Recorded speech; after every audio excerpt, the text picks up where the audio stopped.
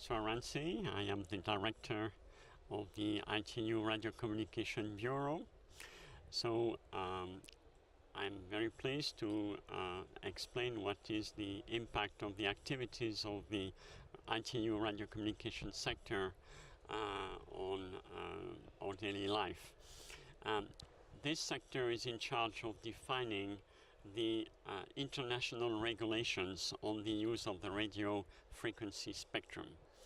So in other words, it is the body who is in charge of organizing the use of spectrum at worldwide level and ensuring that this use will allow as many possible services and applications to coexist in a limited resource, which is spectrum, that is used for distributing satellites, television, global positioning systems, 3G, 4G, and tomorrow 5G, but Wi-Fi, Bluetooth, all this, and including also scientific satellites, meteorological satellites, all that is actually an ecosystem which is using the same resource and sharing it through the rules which are decided collectively by the 193 member states of the ITU, which means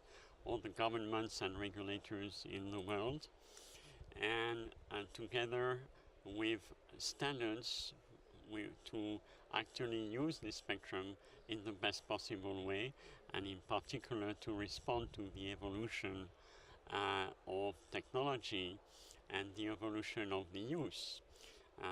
For example, you know that the exponential growth in traffic for mobile and mobile data now after voice, all this is something which is enabled by spectrum and therefore can only exist if we have the appropriate amount of spectrum identified for this purpose. So this is what the ITU produces, and I think in Africa this is something which is obviously at the forefront of the development of the economies and the societies in Africa, as we can see here in Durban during this telecom event.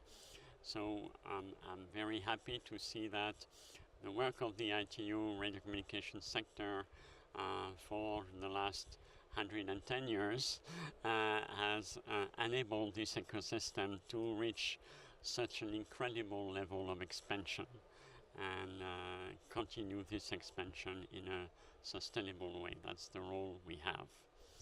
What is cooking, of course, today is 5G, and 5G to take up and develop will need spectrum.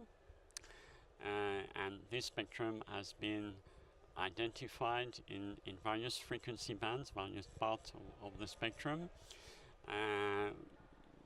Most of it will be provided in very high frequency band, above 24 gigahertz, and the decisions will be taken at the World Radio Conference of the ITU next year. We hear a lot about 5G, but these are only trials in frequency bands which are in anticipation of the decisions that will be taken. But also a good part of the spectrum to be used by 5G will come from decisions taken by ITU World Radio Conferences in the past, in particular 2003, 2007, and 2015. Thank you.